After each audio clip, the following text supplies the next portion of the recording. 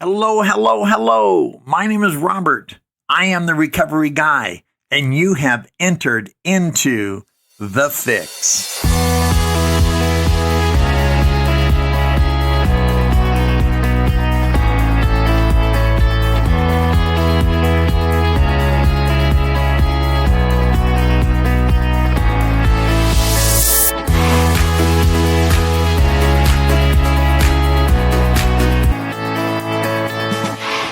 Hello there, and welcome back to Recovery Guy Podcast. Of course, my name is Robert, and I am the Recovery Guy. Hey, on this particular tape, my friend Mayra shares her experience, strength, and hope. And one of the most important things I believe about the rooms of Alcoholics Anonymous is women helping women. And Mayra has such a wonderful story. She's so filled with passion, and she's so convincing, and she has such a wonderful story. I thought you would want to hear her. Enjoy this conversation. I know I did.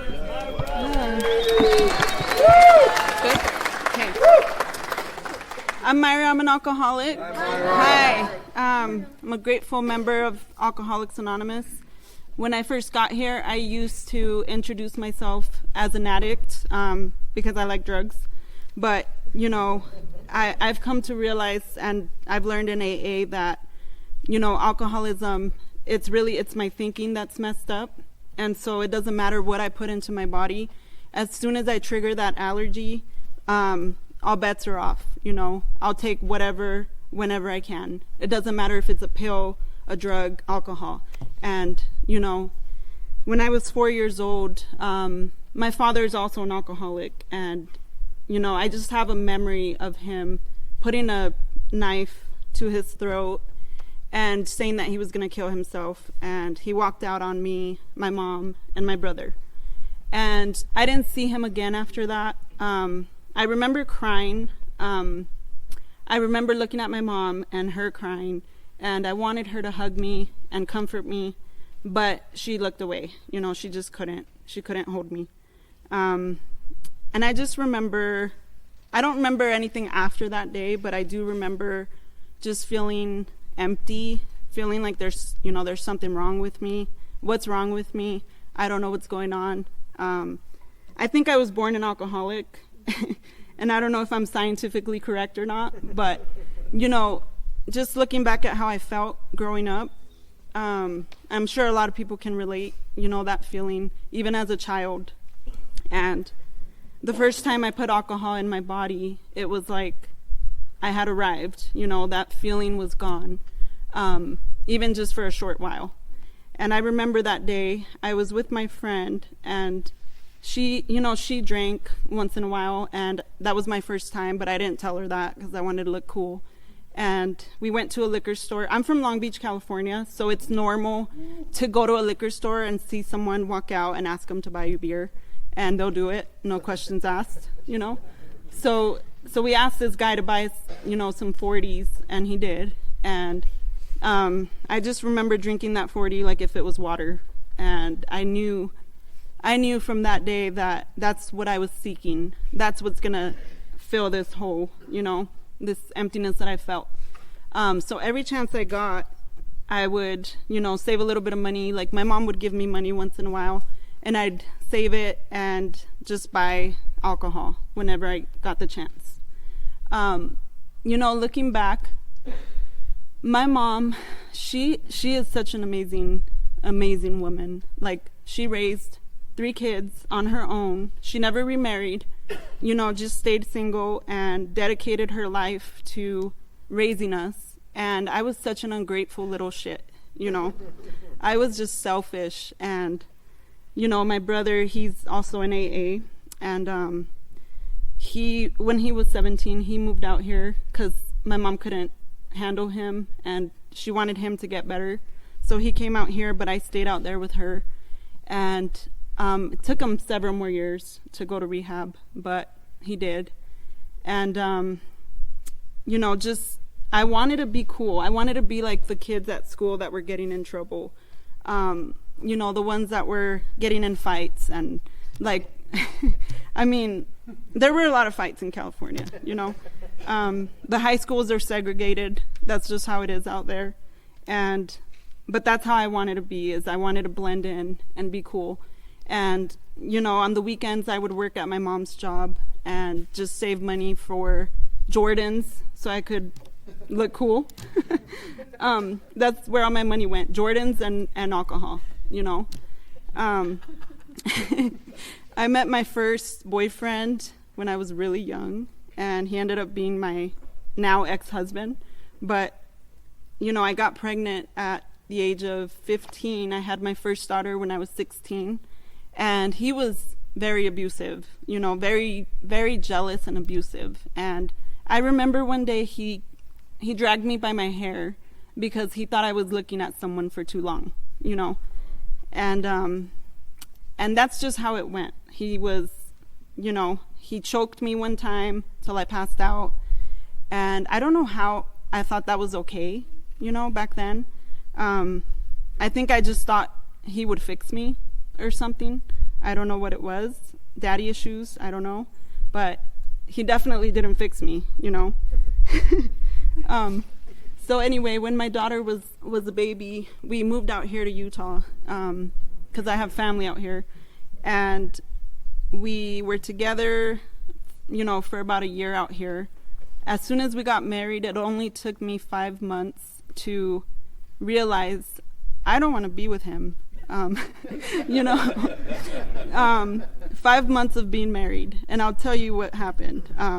My little sister came out to visit me. We had our own apartment.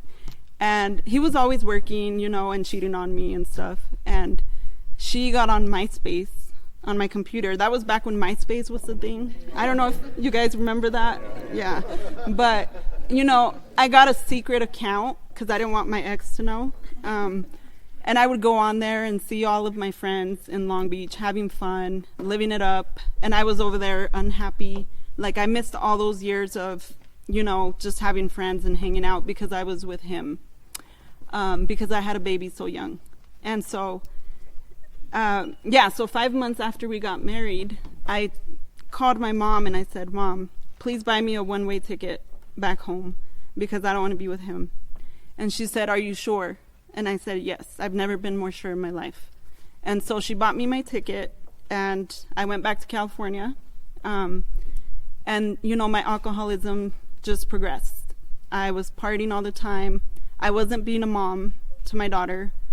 Basically, my mom was the one raising her, I was just too busy, met new friends, started getting into outside issues. My little sister introduced me to them. Weird. And my brother doesn't know that. Now you know. Okay. So, then I met another ex-boyfriend and I fell in love. And I'm like, this is the one, this is him. He's going to fix me. And I'm like, he's broken, so I can fix him too, because he came from a very dysfunctional family. And, I picked him up one day and he had a black eye. And I said, what happened? And he said, my stepfather beat me up. And I'm like, don't worry, I got you. I wanted to fix him. And he was cute. He was a pretty boy. He was my type. And I'm like, you're coming home. Come on, you're mine. So, and then, we dated for about a year and he broke my heart. He cheated on me. And I found him and I beat him up in an intersection with a bunch of cars driving by. And, I was really hurt, and and that's what I would do for the rest of my drinking career, is hurt people, because I didn't want to be hurt like that again. So I hurt a lot of good men. I would pretend that I cared about them, but really all I cared about was me, myself, and more alcohol, more whatever it is that I can get to take me out of myself, So I was about 19 when, well, actually, let me go back. The first time I got pulled over, I was 17 and I was drunk. and the cop let me go. And of course, that was in California because that wouldn't happen here, you know. But he said, you better go home. I better not see you driving around. Just go home. And I didn't go home. I just went and partied more, you know. But the first time I got pulled over drunk out here, I went to jail. So it didn't work, you know. And I want to say that, you know, moving back out here when I was 20 was going to help me get better and stop my drinking. But I found people out here that like to drink the way I do and like to party the way that I do. And my alcoholism just kept going. You know, I wasn't done. It wasn't done with me. And I started taking uppers, and I thought, wow, like, this is what I want to keep doing, you know. Other people would question me, like, wait, you do that? And I'm like, yeah, isn't that, like, normal, like, once in a while? They're like, no, I never done that before. I'm like, oh, you know.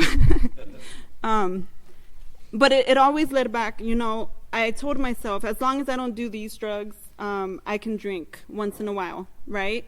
But in reality, I've been an alcoholic my whole life, and I could maybe manage it for a little short while, but eventually, the drinking always leads me back to the drug, whatever that is, you know? And I am an alcoholic to the core. Like, if I stop drinking and I don't have anything in my body, I get worse. Right? The only way that I could solve that is by working the steps in Alcoholics Anonymous and having that. The book talks about having a spiritual experience, and I don't know when I had that experience, but I know that it happened for me.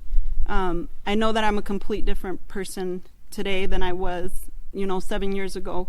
My sobriety date is May 1st of 2017. So,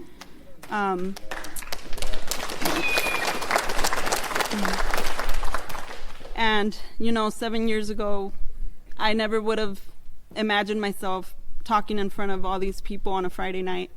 You know, I mean, I was homeless when I got to Alcoholics Anonymous, you know. I had no one left to call. No one was there anymore. And I had 2 daughters. My second daughter, her father passed away from heroin addiction. He overdosed and died when she was a baby. And, you know, I thought that would maybe help me to stay sober and clean for them. But unfortunately, I wasn't done.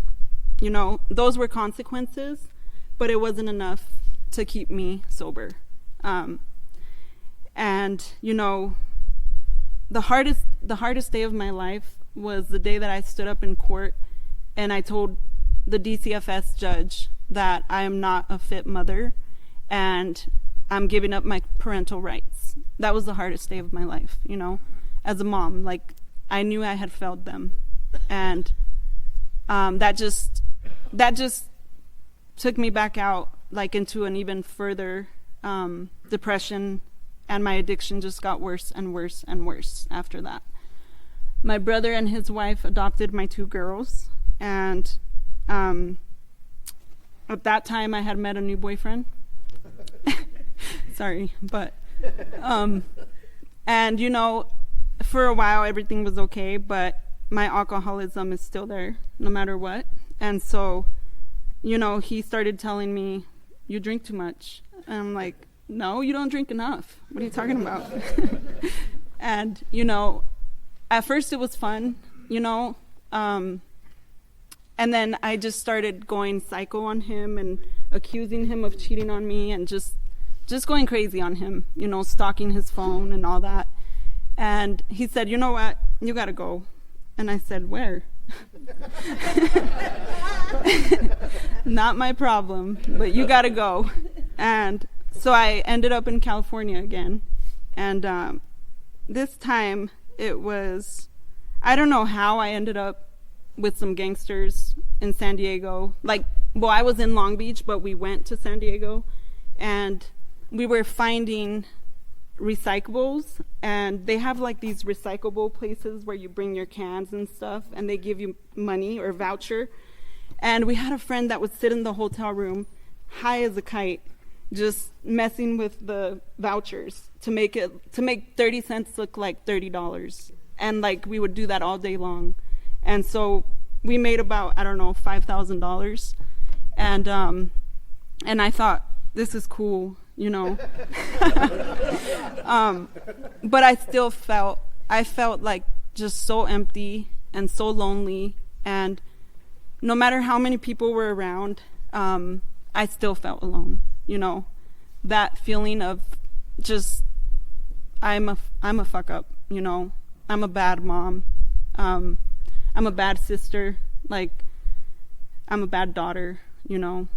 My little sister didn't want anything to do with me for 5 years, and she had the right, you know. I went psycho on her, and that really hurt because, you know, I really love her, and it hurt when she wouldn't talk to me for that long. And my brother, I hated him at one point. Hated. We did not get along for a long time. But you know what? The last day that I drank, I was with him in his truck right before I turned myself into jail. And I didn't willingly turn myself in. He found me. And, you know, I asked him, can I please drink my last beers in your car? So he let me. And I turned myself in. And that was on April 30th, 2017. And so I did wake up clean and sober on the 1st. And that's, you know, like I said, that's my sobriety date. And I don't know how I knew, but I somehow knew that those were my last beers. And I don't know how to explain that other than I was in that, I had the gift of desperation, you know, like the big book talks about. I didn't want to keep going the way that I was going. It was too painful. And I didn't want to die anymore. And I didn't want to live the way that I was living. So, you know, I woke up in jail, and my brother, you know, he told me, somebody from a sober living is going to come and visit you, and they're going to pick you up when you get out. And so somebody came, and I thought he was weird, you know. He visited me at jail, and I'm like, I don't think I want to, can I just go get some stuff when I get out of jail? And he's like, no, not a good idea. I'll come get you. And so he came and got me, and I went to Papillon Sober Living. And that was my first time in treatment. Like, I did DCFS treatment where, you know, they make you do that if you want to get your kids back. I did that before, but I didn't really want it. My heart wasn't in it, you know. Unfortunately, like, getting my kids back wasn't enough to keep me sober, you know. But this time around at Papillon, they had, you know, treatment, and they required me to go to AA meetings. And another requirement was that I couldn't date. And and I'm like, that's stupid.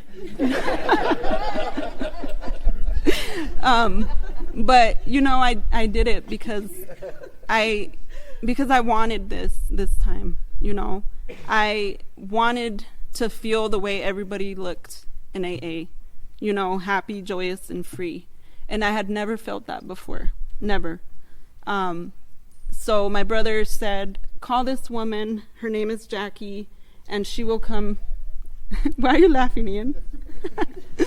He said, call this woman, she'll come to your sober living. So I called her, and I didn't know I was calling my future sponsor, but that's what I was doing. So she came to my sober living, and, you know, we started working my steps. I didn't really know this at the time, but I was already at step 1. You know, I was completely defeated. My life was unmanageable. I was powerless over alcohol. I could not run my own life, you know. So we started my steps, and, you know, step 2 came to believe in a power greater than myself. I grew up Catholic, and I didn't really go to church, but my grandma was super religious, and she would take us to church with her when I was little. And I would hear the priest say, if you're thinking it's a sin, and they call it a pre-sin, a vicio sin. So I'm like, I'm screwed. Like, you know, I thought, if I'm thinking it, I'm sinning. Like, what's the point, you know? What's the point? So But I mean, I did believe that there was something out there greater than me. I choose to call it God because it's easier, But the cool thing about Alcoholics Anonymous is you don't have to call it God. You can call it whatever you want, You can look at whatever your higher power is. It's just something that is going to take you out of your addiction because you can't do it on your own. Basically, that's what I learned, And I tried so long to do it on my own, I said, I'm good. I don't need AA, I didn't really give AA a chance. I didn't give the steps a chance. I didn't come here on a winning streak, And what I do want to say is when I first got sober, and I heard this on a speaker tape, my perception of reality wasn't related to reality at all. At all. So working my steps, that was not really hard. It's actually quite simple as long as you're willing and surrendered. And I was surrendered. When I did my step 4, everybody talks about how it's the scary step, because you're letting out all these resentments from your whole life. And so I put them all on paper, and I thought all these people owed me an amends. I thought all these people I resented were gonna apologize to me, right? And I quickly found out that I was the one that was gonna make amends to them. And I think the hardest amends has been someone who's no longer here. I had to go to my daughter's dad's grave and make amends and just continue to make living amends to our daughter, because she was taken away and adopted, but I still get to see her and be a part of her life.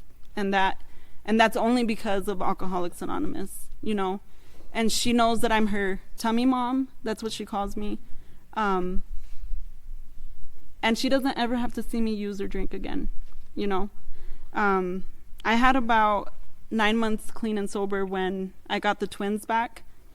And I was like, I don't know if I want them back. I know.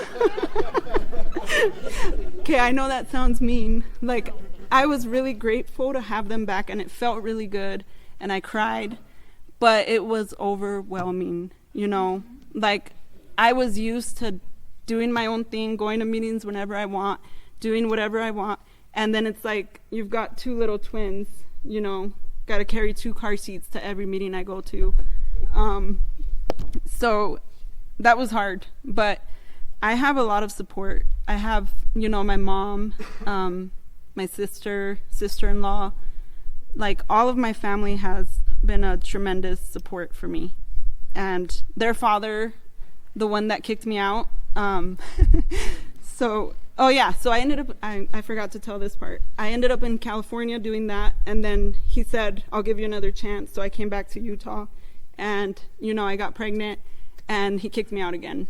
But he didn't know I was pregnant yet until after I left. And I found out I was having twins, and I just sat there and cried at the ultrasound. I just thought, why twins? Like, I don't even deserve kids, but twins, it was heartbreaking to me at that time. Unfortunately, I kept using throughout my pregnancy, drinking and using. And, when they were born, DCFS came to the hospital where they were born, and they drug tested me. And I had been clean for about a week because I knew that I was about to give birth, and I didn't want to be dirty. And that's the only reason why, unfortunately. I wish that I could have stopped using and drinking, but I didn't know how. My brain didn't know how to not use or drink. I needed it. Because I, left to my own devices, like, I don't know how to live my life, Like I said, you take the drink away, and I'm crazy. I'm psycho. And I need something to fill this hole inside of me,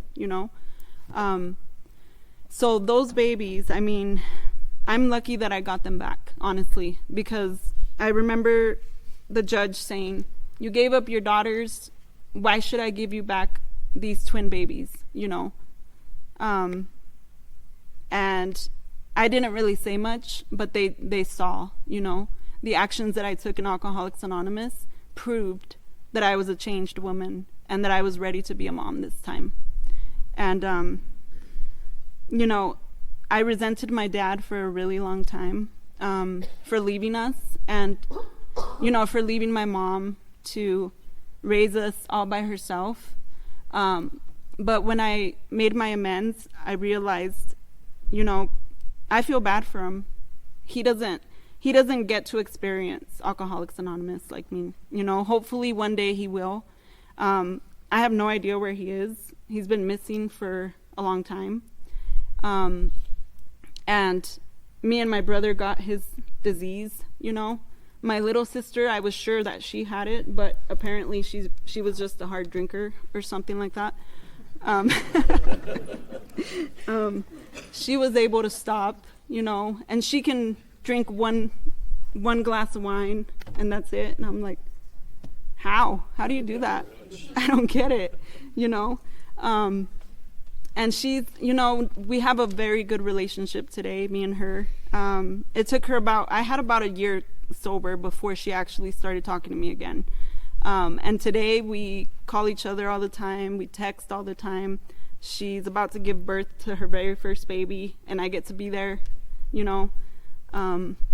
Alcoholics Anonymous has brought me, like, the best relationships that I could ever even imagine. Last year was really hard for me, you know. When I was about 6 months sober, I started dating someone in Alcoholics Anonymous. And even though they said, don't date in your first year, it's like the green light, like, oh, I'm going to go do it now, you know. And I started dating him. And, you know, we were long distance for a couple years, about 2.5 years, I think. And then he moved out here to Utah, and we bought a house together. But, you know, it didn't work out. And that's okay. Like, he's still sober, I'm still sober. And it's, you know, I stayed away from AA for a while, even while I was with him. You know, I stopped going to meetings because I was not happy, and I didn't want to be around happy people, you know. I didn't want to be around people that were grateful for everything. And anytime I got those I'm grateful texts, I just said, go, fuck. You know, I didn't want to respond, so I didn't. So I stayed away. I didn't go to meetings for a while. You know, and I just slowly started just separating myself from the things that had worked in the beginning when I got sober. And I wondered why I was so depressed and miserable. And, you know, and I tried therapy and all these other things. And I'm like, I need antidepressants. That's what's wrong with me. I'm depressed, you know? So I tried a few different ones. And none of them worked, you know? None of them worked because that's not my problem. You know, my problem is alcoholism. And the only solution to that, and I know that today for a fact, is the rooms of Alcoholics Anonymous, working with other alcoholics, you know, taking people through the steps. That has been where all the magic has happened, you know. My sponsee that just introduced me, she knew that I was having a hard time last year. And, you know, she would come and pick me up to go to meetings because I told her I don't want to go. And she said, you're coming. And she'd pick me up. And I'm so grateful for that, you know. I am. The people in these rooms, you know, they never gave up on me. And they just welcomed me right back. You know, I came back in January. Thankfully, I didn't relapse, you know, but I was really close. So I'm really lucky that that I was able to come back and still have the same sobriety date, you know. I'm really lucky for that. And I know that the only way to keep that sobriety date is to continue to do this on a daily basis. You know, that's the only way. I have just received so many blessings from Alcoholics Anonymous, you know. So that relationship that didn't work out, that was hard. And he moved back to Boston. I'm sure a lot of you guys know him, but it was for the best, you know, honestly. Like, I think that I needed this push because I was just heading down a really dark place, you know. And so God said, you need to do this for yourself. And, you know, we had to sell our house, and I bought a condo for me and my twins, and that's where I live. I'm a single mom. I work full time, you know, I take care of them. And on the weekends, I party like an animal with my sober friends. You know, they're sitting right here. And it's fun. Sobriety is fun. Like, I never thought I would have fun being sober. I thought I would be miserable, you know. And God knew exactly what I needed when I came back in here, because I was introduced to my friends that they took me out of my depression as well. Like, getting back involved in AA, taking on new sponsees again, and the new friends that I made. Like, God knew exactly what I needed at that time, you know. I'll forever be grateful for Alcoholics Anonymous. Like, I owe my life to Alcoholics Anonymous. And it's not easy to stand up here and share your story, my story. But I'm just trying to give back what was so freely given to me, you know. And